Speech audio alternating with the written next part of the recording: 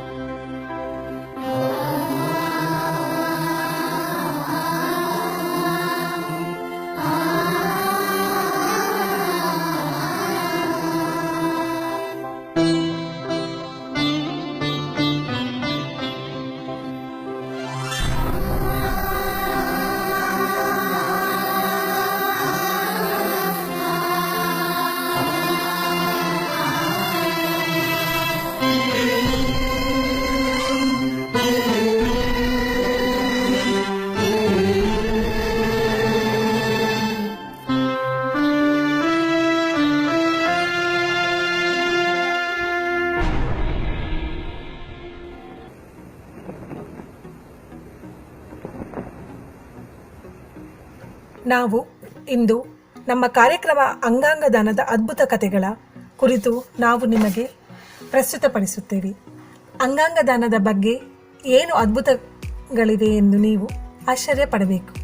ನಮ್ಮ ಕಾರ್ಯಕ್ರಮದ ಅಂತ್ಯದ ವೇಳೆಗೆ ಯಾರು ಮಿಲಿಯನೇರ್ ಎಂದು ಶ್ರೀ ಅಮಿತಾಬ್ ಬಚ್ಚನ್ ರವರು ಕೇಳುವ ಪ್ರಶ್ನೆಗೆ ನಾವುಗಳು ಈಗಾಗಲೇ ಕೋಟ್ಯಾಧಿಪತಿ ಎಂದು ನೀವು ಹಿಂಜರಿಕೆಯಿಲ್ಲದೆ ಉತ್ತರಿಸು. ಈಗ ಟೈಮ್ಸ್ ಆಫ್ ಇಂಡಿಯಾದಲ್ಲಿ ಬಂದ ಸುದ್ದಿಗಳನ್ನು ನೋಡೋಣ. ಈ ರೋಗಿಯು ಕಳೆದ 10 ವರ್ಷಗಳಿಂದ ಹೃದಯ ಬಡಿತ ಮಾತ್ರ ಇದೆ. ಕೋಟಿ ರೂಪಾಯಿ ವ್ಯಯ ಮಾಡಿ ಯಂತ್ರದ ಸಹಾಯದಿಂದ ಬದುಕುಳಿದಿದ್ದಾನೆ. ಯಾಕೆ ಅಂದರೆ ತಮಗೆ ಬೇಕಾದ ಅಂಗ ಸಿಗಬಹುದೆಂಬ ದೊಡ್ಡ ಆಸೆಯಿಂದ ಮಾತ್ರ. ಶ್ವಾಸಕೋಶ, ಪಿತ್ತಜನಕಾಂಗ, ಮೂತ್ರಪಿಂಡಗಳನ್ನು ಕಸಿ ಮಾಡಬೇಕಾದ್ರೆ ಪ್ರತಿ ಅಂಗಕ್ಕೂ 20 ರಿಂದ 25 ಲಕ್ಷ ರೂಪಾಯಿ ವೆಚ್ಚವಾಗಬಹುದು. ಅದರ ಜೊತೆಗೆ ಇವರು 6 ತಿಂಗಳ ಕಾಲ ದುಬಾರಿ ಔಷಧಿಗಳನ್ನು ತೆಗೆದುಕೊಳ್ಳಬೇಕಾಗುತ್ತದೆ. ಕೈಗಳನ್ನು ಕಸಿ ಮಾಡಲು ಅಗತ್ಯ ಬಿದ್ದರೆ ಇದು ತಲಾ 10 ಲಕ್ಷ ಖರ್ಚಾಗಬಹುದು.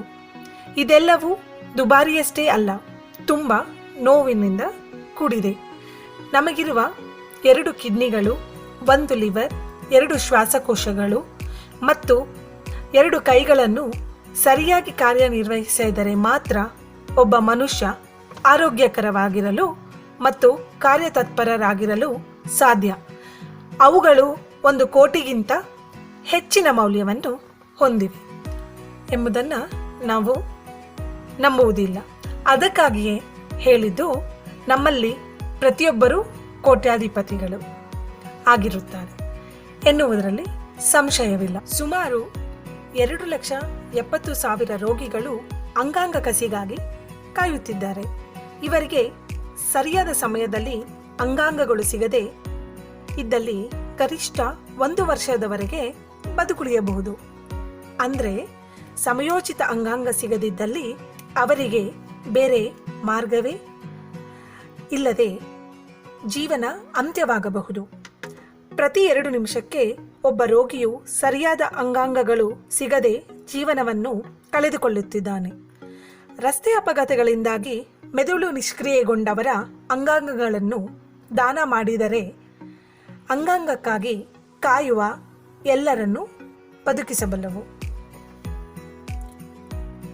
1949ರಲ್ಲಿ ದೇಹದಾನಕ್ಕಾಗಿ ಕಾನೂನನ್ನು ಜಾರಿಗೆ ತರಲಾಯಿತು ಮತ್ತು ಅಂಗಾಂಗ ದಾನಕ್ಕಾಗಿ 1994ರಲ್ಲಿ ಕಾನೂನು ಮಾಡಲಾಗಿದೆ. ಆದರೆ ಇನ್ನೂ ಅಗತ್ಯವಾದ ಅರಿವು ಜನರಲ್ಲಿ ಬಂದಿಲ್ಲ. ಇದಕ್ಕೆ ಮುಖ್ಯ ಕಾರಣ ಜನರಲ್ಲಿರುವ ಭಯ, ಧಾರ್ಮಿಕ ಮನೋಭಾವನೆಗಳಿಗೆ ಕುಂದು ಬರಬಹುದೆಂಬ ಮನೋಭಾವದಿಂದ ಹಿಂಜರಿಯುತ್ತಿದ್ದಾರೆ. ಎಲ್ಲ ಧರ್ಮಗಳು ಅಂಗಾಂಗ ದಾನವನ್ನು ಬೆಂಬಲಿಸುತ್ತವೆ. ಎಂದು ನಮಗೆ ಭರವಸೆ ನೀಡೋಣ. ಮೋಹನ್ ಫೌಂಡೇಶನ್ ಇದನ್ನು ತಮ್ಮ ವೆಬ್ಸೈಟ್ನಲ್ಲಿ ಧರ್ಮ ಮತ್ತು ಅಂಗದಾನ ಎಂಬ ವಿಡಿಯೋ ರೂಪದಲ್ಲಿ ದಾಖಲಿಸಿದೆ. ಹಿಂದೂ ಧರ್ಮ, ಇಸ್ಲಾಂ, ಕ್ರಿಶ್ಚಿಯನ್ ಧರ್ಮ, ಬೌದ್ಧ ಧರ್ಮ ಮತ್ತು ಸಿಖ್ ಧರ್ಮದ ಧಾರ್ಮಿಕ ಮುಖಂಡರು ಅಂಗಾಂಗ ದಾನಕ್ಕೆ ಹೇಗೆ ಬೆಂಬಲ ನೀಡುತ್ತಾರೆ ಎಂಬುದನ್ನು ಇದು ತೋರಿಸುತ್ತದೆ. ಈಗ ಶ್ರೀ ರವಿಶಂಕರ್ ಗುರೂಜಿ ಅವರು ಅಂಗಾಂಗ ದಾನದ ಕುರಿತು ಹೇಳಿದ ಪ್ರವಚನವನ್ನು ಕೇಳೋಣ. Generally, there is a concern among the people that when we donate organs, something bad will happen to us, or it's against religion or spirituality, or we will not go to attain moksha, or will not go to heaven. This is baseless. ವಿಡಿಯೋದಲ್ಲಿ ಅಂಬೆಗಾಲ ಇಡುವ ಮಗು ಹೇಗೆ ದೃಷ್ಟಿಯನ್ನ ದಾನವಾಗಿ ಪಡೆದಿದೆ ಅಂತ ತೋರಿಸುತ್ತದೆ. Dressing ಅನ್ನು ಸಹ ಈಗ ಅವಳ ಮುಖ ಎಲ್ಲವನ್ನು ಹೇಳುತ್ತದೆ. ನಾವು ಇಲ್ಲಿ ನೋಡಬಹುದು, ಅವಳಿಗೆ ಮೊದಲು ಸ್ಪರ್ಶ ಜ್ಞಾನದಿಂದ ಅನುಭವದಿಂದ ಮಾತ್ರ ವಸ್ತುಗಳನ್ನು ಕಂಡುಹಿಡಿತಿದ್ಲು. ಆದರೆ ನಿಮಗೆ ಗೊತ್ತಾ, ಚರ್ಮದಾನವು ಸುಟ್ಟ ಗಾಯಗಳ ಅನಾಹುತಗಳಿಗೆ ಬಲಿಯಾದ ಜೀವನವನ್ನು ಉಳಿಸುತ್ತದೆ ಎಂದು. ಚರ್ಮದ ಮರುಪಡೆಯುವಿಕೆಗಾಗಿ ವೈದ್ಯರ ತಂಡವು ದಾನಿಗಳ ಸ್ಥಳಕ್ಕೆ ಭೇಟಿ ನೀಡಿ ಸಂಗ್ರಹಿಸುತ್ತದೆ. ಮರಣ ಹೊಂದಿರುವ ಮನುಷ್ಯನಿಂದ ಚರ್ಮವನ್ನು ಹೊರತೆಗೆದಾಗ ದಾನಿಗಳ ದೇಹ ಮಾಂಸದ ಅಂಗಡಿಗಳ ಮುಂದೆ ತೂಗಿರುವ ಕೋಳಿಗಳಂತೆ ವಿರೂಪಗೊಳಿಸಬಹುದು ಎಂದು ಅಪನಂಬಿಕೆ ಸಾಮಾನ್ಯ ಜನರಲ್ಲಿ ಇದೆ. ಆದರೆ ಇದು ನಿಜವಲ್ಲ. ಚರ್ಮದ 7 ಪದರಗಳಲ್ಲಿ ಹೊರಗಿನ ಪದರವನ್ನು ಮಾತ್ರ ಹಿಂಪಡೆಯಲಾಗುತ್ತದೆ. ಅದು ಯಾವುದೇ ರೀತಿಯ ರಕ್ತಸ್ರಾವಕ್ಕೆ ಕಾರಣವಾಗುವುದಿಲ್ಲ ಮತ್ತು ಕೆಲವು ಭಾಗದಿಂದ ಮಾತ್ರ ತೆಗೆಯಲಾಗುತ್ತದೆ. ಸತ್ತವರ ಆಭರಣಗಳನ್ನು ಸಾಮಾನ್ಯವಾಗಿ ಕೊನೆಯ ಧಾರ್ಮಿಕ ಸಂಪ್ರದಾಯ ಮತ್ತು ಆಚರಣೆಗಳ ಮೊದಲು ತೆಗೆದುಹಾಕುವಂತೆ ಕಣ್ಣುಗಳು ಮತ್ತು ಚರ್ಮದಂಥ ಅಮೂಲ್ಯವಾದ ವಸ್ತುಗಳನ್ನು ದೇಹದಿಂದ ತೆಗೆದು ಅಗತ್ಯವಿರುವವರಿಗೆ ದಾನ ಮಾಡಲು ಜನರು ಮುಂದೆ ಬರುತ್ತಿಲ್ಲ. ಅಂಗದಾನಿಗಳಿಗೆ ಯಾವುದೇ ವಯಸ್ಸಿನ ಮಿತಿಯಿಲ್ಲ. ನೀವು ವೀಕ್ಷಿಸುತ್ತಿರುವ ಚಿತ್ರವು 100 ನಿಮಿಷಗಳ ಯುವ ನವಜಾತ ಅಂಗದಾನಿಯನ್ನು ತೋರಿಸುತ್ತದೆ. ಕಥೆಯಲ್ಲಿ ಗರ್ಭಿಣಿ ಮಹಿಳೆ ಅವಳಿ ಮಕ್ಕಳನ್ನು ನಿರೀಕ್ಷಿಸುತ್ತಿದ್ದಳು. ಇದರಲ್ಲಿ ಒಂದು ಭ್ರೂಣವು ರೋಗಗ್ರಸ್ತವಾಗಿದೆ ಎಂದು ತಿಳಿಯಿತು. ಇದರಲ್ಲಿ ಭ್ರೂಣಗಳ ಮೆದುಳಿನ ಬೆಳವಣಿಗೆಯನ್ನು ತೋರಿಸಲಿಲ್ಲ. ಇಂತಹ ಪ್ರಕರಣಗಳಲ್ಲಿ ಭ್ರೂಣ ಬದುಕಿ ಉಳಿಯುವುದು ತುಂಬ ಕಡಿಮೆ. ಆದರೆ ಪೋಷಕರು ಗರ್ಭಪಾತದ ಮಾತನಾಡದೆ ಮತ್ತು ಅವರು ತಮ್ಮದೇ ಆದ ಪವಾಡಕ್ಕಾಗಿ ಮತ್ತು ತಮ್ಮ ಅದೃಷ್ಟವನ್ನು ಪರೀಕ್ಷಿಸಲು ಬಯಸಿದರು. ಕೊನೆಯಲ್ಲಿ ಮಗು ಜನಿಸಿದ 100 ನಿಮಿಷಗಳ ನಂತರ ಮೆದುಳು ನಿಷ್ಕ್ರಿಯವಾಗಿರುವುದನ್ನು ವೈದ್ಯರು ಘೋಷಿಸಿದರು. ಧೈರ್ಯಶಾಲಿ ಪೋಷಕರು ಮಗುವಿನ ಅಂಗಾಂಗ ದಾನ ಮಾಡಲು ನಿರ್ಧರಿಸಿದರು. ಅವರು ಮಗುವಿನ ಅಂಗಾಂಗಗಳನ್ನು ದಾನ ಮಾಡಿದರು ಮತ್ತು ಮಗುವನ್ನು ವಿವಿಧ ದೇಹಗಳಲ್ಲಿ ಅಂಗಾಂಗಗಳ ರೂಪದಲ್ಲಿ ಜೀವಂತವಾಗಿರಿಸಿದರು. 74 ನಿಮಿಷದ ಮಗು ಅಂಗಾಂಗಗಳನ್ನು ದಾನ ಮಾಡಿ ಅತ್ಯಂತ ಕಿರಿಯ ಅಂಗಾಂಗದಾನಿ ಎಂದು ಹೊಸ ದಾಖಲೆಯನ್ನು ಬರೆದರು. ಅಂಗದಾನಿ ಮತ್ತು ಸ್ವೀಕರಿಸುವವರ ಇಬ್ಬರು ತಾಯಂದಿರ ಭೇಟಿ ಹೇಗಿರುತ್ತೆ ಅಂತ ಈಗ ನಾವು ನೋಡೋಣ. 7 ತಿಂಗಳ ಮಗುವಿನ ಮೆದುಳು ನಿಷ್ಕ್ರಿಯಗೊಂಡು ಆ ಮಗುವಿನ ಹೃದಯವನ್ನು ಹಲವಾರು ಮೈಲಿ ದೂರದಲ್ಲಿರುವ 1.5 ವರ್ಷದ ಚಿಕ್ಕ ಹೆಣ್ಣು ಮಗಳಿಗೆ ನೀಡಲಾಯಿತು. ದಾನಿ ಮತ್ತು ಅಂಗ ಸ್ವೀಕರಿಸುವವರ ಗುರುತನ್ನು ಬಹಿರಂಗಪಡಿಸಲು ಕಾನೂನು ಅನುಮತಿಸುವುದಿಲ್ಲ. ಆದಾಗ್ಯೂ ಒಂದು ವಿನಾಯಿತಿ ನೀಡಲಾಯಿತು ಮತ್ತು ಕಸಿ ಮಾಡಿದ 3 ವರ್ಷಗಳ ನಂತರ ಸಾರ್ವಜನಿಕವಾಗಿ ಬಹಳ ಪ್ರೇಕ್ಷಕರ ಮುಂದೆ ತಾಯಂದಿರಿಗೆ ಭೇಟಿ ಮಾಡುವ ಅವಕಾಶ ಕಲ್ಪಿಸಲಾಯಿತು. ದಾನಿಯ ತಾಯಿ ತನ್ನ ಅಗಲಿದ ಮಗು ಜೀವಂತವಾಗಿರುವುದನ್ನು ನೋಡಲು ಬಹಳ ಉತ್ಸುಕಳಾಗಿದ್ದಳು. ಅದು ಹೇಗೆ ಅಂತ ನೋಡೋಣ. ಅಂಗದಾನವು ಕೆಲವು ಜೀವಗಳನ್ನು ಉಳಿಸಲು ಅಷ್ಟೇ ಸಹಾಯ ಮಾಡುತ್ತದೆ ಎಂದು ನಂಬಲಾಗಿದೆ. ಆದರೆ ಅಗಲಿದ ಪ್ರೀತಿಪಾತ್ರರು ಇನ್ನೊಬ್ಬ ವ್ಯಕ್ತಿಯಲ್ಲಿ ಅಂಗಾಂಗಗಳ ರೂಪದಲ್ಲಿ ಜೀವಂತವಾಗಿರುತ್ತಾರೆ ಎಂದು ಈ ಹೃದಯಸ್ಪರ್ಶಿ ಪರಿಕಲ್ಪನೆಯನ್ನು ಸಹ ಹೆಚ್ಚು ಮಹತ್ವಪೂರ್ಣವಾಗಿದೆ. ಅಷ್ಟೇ ಮುಖ್ಯವಾದ ದಾನವೆಂದರೆ ಮಾನವ ದೇಹ. ಅಂಗದಾನಕ್ಕಿಂತ ಭಿನ್ನವಾಗಿ ದೇಹದಾನವು ವೈದ್ಯಕೀಯ ಶಿಕ್ಷಣ ಮತ್ತು ಸಂಶೋಧನೆಯ ಉದ್ದೇಶವನ್ನು ಪೂರೈಸುತ್ತದೆ. ಒಂದು ದೇಹದಾನವು 1,20,000 ರೋಗಿಗಳಿಗೆ ಜೀವ ಉಳಿಸುತ್ತದೆ ಎಂದು ನೀವು ನಂಬಬಹುದೇ? ಒಂದು ಶವವು 10 ವೈದ್ಯರ ಶಿಕ್ಷಣವನ್ನು ಪೂರೈಸುತ್ತದೆ. ಒಬ್ಬ ವೈದ್ಯರು 40 ವರ್ಷಗಳ ಕಾಲ ಸೇವೆ ಸಲ್ಲಿಸಿದರೆ ವರ್ಷಕ್ಕೆ ಸರಾಸರಿ 300 ದಿನಗಳು ಮತ್ತು ಪ್ರತಿದಿನ ಒಬ್ಬ ರೋಗಿಯನ್ನು ಸಹ ಉಳಿಸಿದರೆ ಒಬ್ಬ ವೈದ್ಯರು ಕನಿಷ್ಠ 12,000 ರೋಗಿಗಳನ್ನು ಉಳಿಸುತ್ತಾರೆ. ಇದನ್ನು ಪರಿಗಣಿಸಿ ಒಂದೇ ಸಲ ತರಬೇತಿ ಪಡೆದ 10 ವೈದ್ಯರು 1,20,000 ರೋಗಿಗಳನ್ನು ಉಳಿಸಲು ಸಹಾಯ ಮಾಡುತ್ತಾರೆ ಅಲ್ಲವೇ? ಅಂಗಾಂಗ ಕಸಿಗೆ ಜನಾಂಗ, ಧರ್ಮ, ಜಾತಿ, ಲಿಂಗ ಅಥವಾ ವಯಸ್ಸಿನ ಯಾವುದೇ ತಡೆಯಿಲ್ಲ. ಹೊಂದಿಕೆಯಾಗಬೇಕಾದದ್ದು ರಕ್ತದ ಗುಂಪು ಮತ್ತು ಕೆಲವು ಇತರೆ ವೈದ್ಯಕೀಯ ಪರೀಕ್ಷೆಗಳು ಮಾತ್ರ. ಯಾರ ಅಂಗವನ್ನು ಯಾರಿಗಾದರೂ ಕಸಿ ಮಾಡಬಹುದು ಎಂದು ನಮಗೆ ಈಗಾಗಲೇ ಸ್ಪಷ್ಟವಾಗುತ್ತಿದೆ. ವಿಜ್ಞಾನ ಮತ್ತು ತಂತ್ರಜ್ಞಾನವು ವೇಗವಾಗಿ ಪ್ರಗತಿಯಲ್ಲಿರುವಾಗ ಸಾಮಾನ್ಯವಾಗಿ ನಮಗೆ ತಿಳಿದಿರುವ ಅಂಗಾಂಗಗಳಾದ ಹೃದಯ, ಶ್ವಾಸಕೋಶ, ಮೂತ್ರಪಿಂಡ ಮತ್ತು ಯಕೃತ್ ಇತ್ಯಾದಿಗಳನ್ನು ಮಾತ್ರವಲ್ಲದೆ ಕೈಗಳನ್ನು ಸಹ ಕಸಿ ಮಾಡಬಹುದಾಗಿದೆ. 30 ವರ್ಷದ ಆಫ್ಘಾನಿಸ್ತಾನ್ನ ಮಿಲಿಟರಿ ಪಡೆಯ ನಾಯಕ ಅಬ್ದುಲ್ ರಹೀಂ ಬಾಂಬ್ ಸ್ಫೋಟದಲ್ಲಿ ತನ್ನ 2 ಕೈಗಳನ್ನು ಕಳೆದುಕೊಂಡನು. ಮೆದುಳು ನಿಷ್ಕ್ರಿಯಗೊಂಡ 68 ವರ್ಷದ ಜಾರ್ಜ್ ಮ್ಯಾಥ್ಯೂ ಅಂಗದಾನಿಯಾಗಿದ್ದರು. ಕೊಚ್ಚಿಯ ಏಮ್ಸ್ ವೈದ್ಯ ತಂಡರು ಕಸಿ ಮಾಡುವ ತಂಡವಾಗಿತ್ತು. ಇದಕ್ಕೆ ಡಾಕ್ಟರ್ ಸುಬ್ರಹ್ಮಣ್ಯಂ ಅಯ್ಯರ್ ನೇತೃತ್ವ ವಹಿಸಿದ್ದರು. ಹಿಂದೂ ವೈದ್ಯರೊಬ್ಬರು ಕ್ರಿಶ್ಚಿಯನ್ ದಾನಿಯ ಕೈಗಳನ್ನು ಮುಸ್ಲಿಂ ಯುವಕನಿಗೆ ಕಸಿ ಮಾಡಿದಾಗ 3 ಧರ್ಮವು ಒಟ್ಟಿಗೆ ನಿಂತರೆ ಯಾವ ಪವಾಡವನ್ನು ಬೇಕಾದರೂ ಸೃಷ್ಟಿಸುತ್ತದೆ ಎಂಬುದನ್ನು ನೋಡಿ ಈ ಧಾರ್ಮಿಕ ಸಂಗಮಕ್ಕೆ ನಾವು ನಮಸ್ಕರಿಸೋಣ. कहते हैं कि डॉक्टर को भगवान का दूसरा रूप माना जाता है और ऐसा ही एक नजारा केरल के एक अस्पताल में देखने को मिला।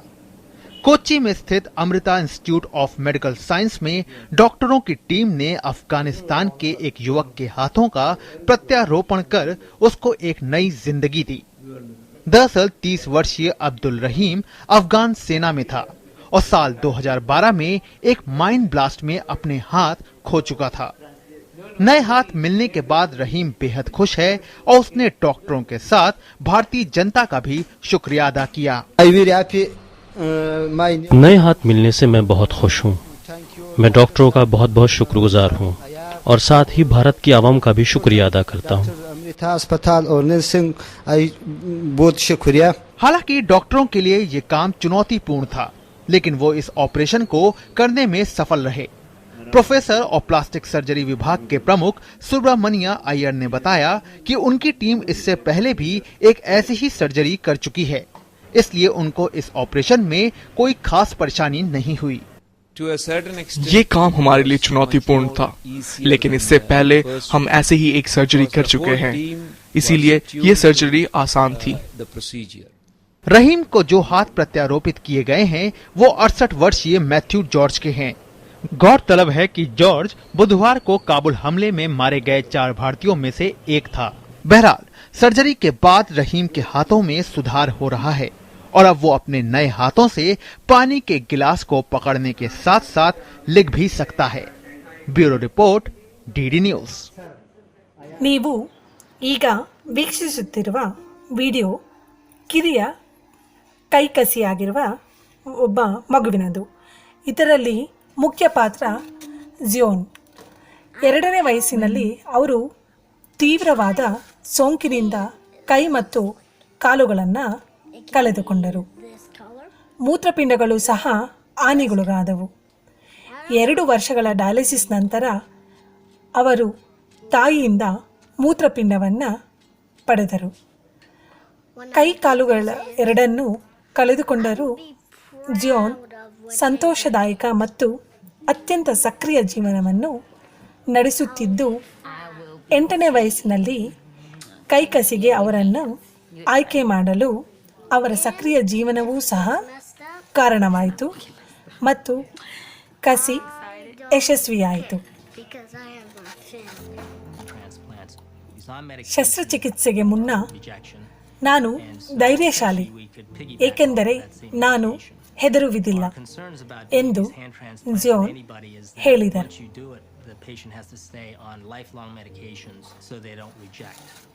ಕೃತಕ ಕಾಲುಗಳನ್ನು ಬಳಸಿ ಅವನು ಹೇಗೆ ನಡೆಯುತ್ತಾನೆಂದು ನೋಡಿ. ಅವನು ತಿನ್ನಲು ಚಮಚ ಮತ್ತು ಫೋರ್ಕ್ ಅನ್ನು ಸಹ ಬಳಸುತ್ತಾನೆ. ಅವನು ಆಟವಾಡಲು ಇಷ್ಟಪಡುತ್ತಾನೆ ಮತ್ತು ಅವನು ಒಂದು ಗೋಲ್ ಹೊಡೆದಾಗ ಅವನು ಎಷ್ಟು ಸಂತೋಷವಾಗಿರುತ್ತಾನೆ ಎಂದು ನೋಡಬಹುದು. ಆಪರೇಷನ್ ಥಿಯೇಟರ್ಗೆ ಅವನು ಎಷ್ಟು ನಗುತ್ತಾ ಪ್ರವೇಶಿಸುತ್ತಾನೆಂದು ನೋಡಿ. ಮತ್ತೊಂದೆಡೆ ಕೆಲವು ಹಿರಿಯರು ಸೂಜಿಗೂ ಸಹ ಹೆದರುವುದನ್ನು ನಾವು ನೋಡಿದ್ದೇವೆ. ಈ ಸಂಕೀರ್ಣ ಶಸ್ತ್ರಚಿಕಿತ್ಸೆಯನ್ನು 4 ವಿಭಿನ್ನ ಕೋನಗಳಿಂದ ವಿವರಿಸಲಾಗಿದೆ. ಅಂಗೈಗಳ ಸೇರ್ಪಡೆ ಜಟಿಲವಾಗಿದೆ, ಏಕೆ ಎಂದರೆ ಮೂಳೆಗಳು, ಅಪಧಮನಿಗಳು, ಆಳವಾದ ರಕ್ತನಾಳಗಳು, ನಾಳಗಳು ಮತ್ತು ಚರ್ಮದಂತಹ ವಿಭಿನ್ನ ಅಂಶಗಳು ಒಳಗೊಂಡಿರುತ್ತದೆ. ರಕ್ತದ ಹರಿವು ಬೆರಳ ತುದಿಗೆ ತಲುಪುತ್ತದೆಯೇ ಎಂದು ವೈದ್ಯರು ಪರಿಶೀಲಿಸುತ್ತಾರೆ. ಇದರಿಂದ ಸ್ಪರ್ಶಜ್ಞಾನದ ಕುರಿತು ಮಾಹಿತಿ ಪಡೆಯಲಾಗುತ್ತದೆ. ಕಸಿ ಯಶಸ್ವಿಯಾಗಿ ಪೂರ್ಣಗೊಂಡಿತು.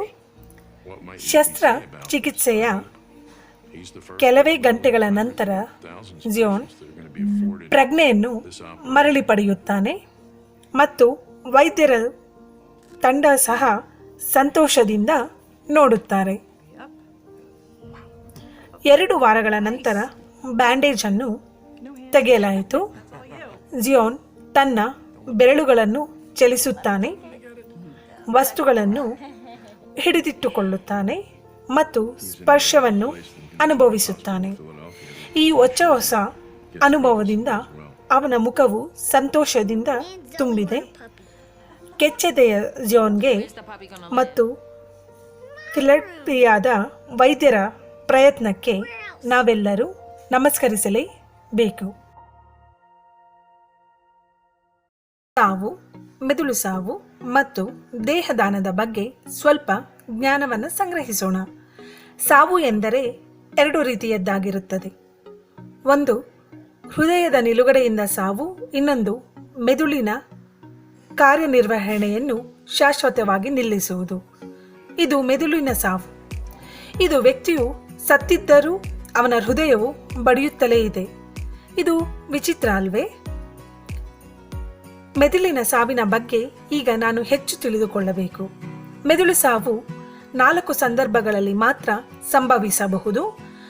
ಮೆದುಳಿನ ಪಾರ್ಶ್ವವಾಯು, ಮೆದುಳಿನ ರಕ್ತಸ್ರಾವ, ಮೆದುಳಿನ ಗಡ್ಡೆ ಅಥವಾ ಮೆದುಳಿಗೆ ಆಕಸ್ಮಿಕ ಗಾಯದಂತಹ ಕಾಯಿಲೆ ಅದು ಒಬ್ಬ ವ್ಯಕ್ತಿಯನ್ನು ಸಮಯಕ್ಕೆ ಸರಿಯಾಗಿ ಆಸ್ಪತ್ರೆಗೆ ದಾಖಲಿಸಿ ವೆಂಟಿಲೇಟರ್ ಹಾಕಿದಾಗ, ವೆಂಟಿಲೇಟರ್ನಲ್ಲಿರುವಾಗ ಅವನ ಮೆದುಳು ಶಾಶ್ವತವಾಗಿ ಕಾರ್ಯನಿರ್ವಹಿಸುವುದನ್ನು ನಿಲ್ಲಿಸಿದರೆ ಆಗ ಮಾತ್ರ ಅವನನ್ನು ಮೆದುಳು ಸಾವು ಎಂದು ಘೋಷಿಸಬಹುದು. ಇಲ್ಲದಿದ್ದರೆ ವೆಂಟಿಲೇಟರ್ನಿಂದಾಗಿ ರಕ್ತ ಪರಿಚಲನೆ ನಿರಂತರವಾಗಿರುತ್ತದೆ. ಈ ಕಾರಣದಿಂದಾಗಿ ಎಲ್ಲ ಅಂಗಗಳು ಕ್ರಿಯಾತ್ಮಕವಾಗಿರುತ್ತದೆ, ಏಕೆಂದರೆ ಅಂಗಗಳಿಗೆ ನಿರಂತರ ರಕ್ತ ಪೂರೈಕೆಯ ಅಗತ್ಯವಿರುತ್ತದೆ. ಎಲ್ಲ ಆರೋಗ್ಯಕರ ಅಂಗಗಳನ್ನು ದಾನ ಮಾಡಲು ಇದು ಸೂಕ್ತ ಹಂತವಾಗಿದೆ. ಹೃದಯ ಸಾವಿನ ನಂತರ ರಕ್ತ ಪೂರೈಕೆ ನಿಲ್ಲುತ್ತದೆ ಮತ್ತು ಎಲ್ಲ ಅಂಗಗಳು ದಾನಕ್ಕೆ ನಿಷ್ಪ್ರಯೋಜಕವಾಗುತ್ತದೆ. ಆದಾಗ್ಯೂ ಆಗಲೂ ಕಣ್ಣುಗಳು, ಚರ್ಮ, ಮೂಳೆಗಳಂತಹ ಅಂಗಾಂಶಗಳನ್ನು 4 ರಿಂದ 5 ಗಂಟೆಗಳ ಒಳಗೆ ದಾನ ಮಾಡಬಹುದು, ಏಕೆಂದರೆ ಅಂಗಾಂಶಗಳಿಗೆ ನಿರಂತರ ರಕ್ತ ಪೂರೈಕೆಯ ಅಗತ್ಯವಿರುವುದಿಲ್ಲ ಮತ್ತು ಸ್ವಲ್ಪ ಸಮಯದವರೆಗೆ ಕಾರ್ಯ ನಿರ್ವಹಿಸಬಹುದು. ಈ ಹಂತದಲ್ಲಿ ದೇಹವನ್ನು ವೈದ್ಯಕೀಯ ಶಿಕ್ಷಣ ಮತ್ತು ಸಂಶೋಧನೆಗೆ ದಾನ ಮಾಡಬಹುದು. ಆದಾಗ್ಯೂ ಸಾವಿಗೆ ಕಾರಣ ಸೆಪ್ಟಿಸಿಮಿಯಾ ಆಗದಿದ್ದರೆ ಯಾವುದೇ ದೇಣಿಗೆ ಅರ್ಹವಲ್ಲ. ದೇಹದಾನ ನೋಂದಣಿಯನ್ನು ಹತ್ತಿರದ ವೈದ್ಯಕೀಯ ಕಾಲೇಜಿನ ಅಂಗರಚನಾಶಾಸ್ತ್ರದ ವಿಭಾಗದಲ್ಲಿ ಮತ್ತು ಕಣ್ಣು ಮತ್ತು ಚರ್ಮಕ್ಕಾಗಿ ನೋಂದಣಿ ಮಾಡಿಸಿಕೊಳ್ಳಬಹುದು. ಅಂಗದಾನಕ್ಕಾಗಿ ಆನ್ಲೈನ್ನಲ್ಲಿ ನೋಂದಣಿಯನ್ನು ಸಹ ಮಾಡಿಕೊಳ್ಳಬಹುದು. ನೋಂದಣಿಯನ್ನು ಮಾಡಿಕೊಳ್ಳಲು ಇಚ್ಛಿಸಿದವರು noto.go.in ವೆಬ್ಸೈಟ್ನಲ್ಲಿ ಮಾಡಬಹುದು. ಹಾಗೆ ಜೀವಸಾರ್ಥಕತೆ ವೆಬ್ಸೈಟ್ನಲ್ಲಿಯೂ ಸಹ ಮಾಡಬಹುದು. ಮುಂಬೈ ಮತ್ತು ಬೆಂಗಳೂರಿನಲ್ಲಿ ನಾವು ಈ ಎಲ್ಲ ದಾನಗಳನ್ನು ಮನೆ ಬಾಗಿಲಲ್ಲಿಯೇ ನೋಂದಾಯಿಸಲು ಸಹಾಯ ಮಾಡುತ್ತೇವೆ. ನಿಜವಾದ ದಾನದ ಸಮಯದಲ್ಲಿ ಹತ್ತಿರದ ಸಂಬಂಧಿಗಳ ಒಪ್ಪಿಗೆ ಅತ್ಯಗತ್ಯ ಎಂಬುದನ್ನು ನಾವಿಲ್ಲಿ ನೆನಪಲ್ಲಿಡಬೇಕು.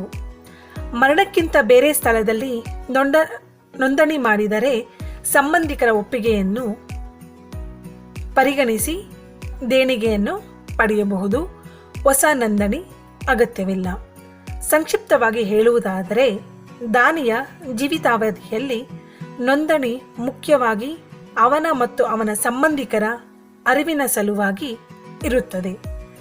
ನೋಂದಾಯಿಸಿದ ರೋಗ ದಾನಿಗಳ ದೇಹವನ್ನು ಹತ್ತಿರದ ಸಂಬಂಧಿಕರ ಒಪ್ಪಿಗೆಯ ಮೇರೆಗೆ ದಾನ ಮಾಡಬಹುದು.